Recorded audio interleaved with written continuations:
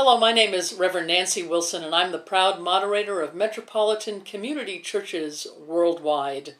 And I'm excited to come to you on this World AIDS Day, a day that we've celebrated for decades and decades, since the inception of the HIV/AIDS virus more than 30 years ago. And our theme has been for the last couple of years and will continue to be getting to zero.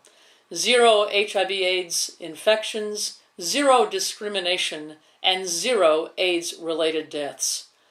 I want to say that having that ambitious a theme and a goal is only possible because of enormous idealism and because of committed, dedicated activism.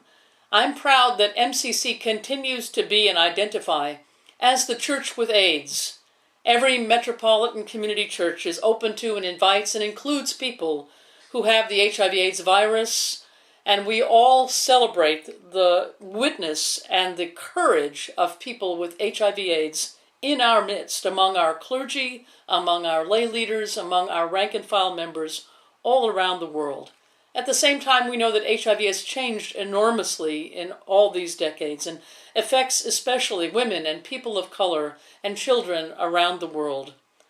My wife Paula, who is a tutor and teacher, says that she encounters children who are junior high school age, children who perhaps are beginning to think about being sexually active, who describe that they don't even really know what HIV/AIDS is, and they don't know how they get it.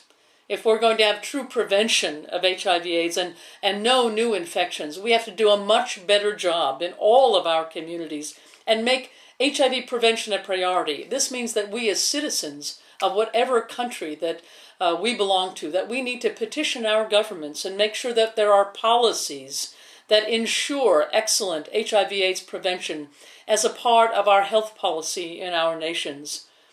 Those policies can make a huge difference in our schools, in our communities, and can really mean the difference between life and death and achieving this goal. The other goal is no HIV/AIDS discrimination. We know that today in the world that there are so many who cannot access adequate medications, so many who live in societies where human rights for LGBT people is still threatened. And when human rights for LGBT communities is threatened, it really increases the incidence of HIV/AIDS. And it means that people are discriminated against, won't seek either prevention or treatment for the disease. The lack of human rights contributes to discrimination against those with HIV/AIDS in our world. And we have to be vigilant in our own churches to make sure that that welcome mat continues to be out, that we don't go silent about the issue of HIV/AIDS in our churches just because we may not see as much of physical evidence of the disease in our churches anymore. People are still suffering. People are still coming out about their HIV status and still need to be in welcoming and supportive communities. Last but not least, we want to see get to ground zero when it comes to AIDS-related deaths. We were there in the very beginning, MCC, over 30 years ago, when people began to die of something we didn't even have a name for, that we later came to know as HIV and AIDS. My prayer is that not only will we have been known as those who were there in the beginning, but that we can be at the beginning of the end of AIDS. The day will come when the very last person is infected with HIV, and the day will come when the very last person dies of the HIV virus.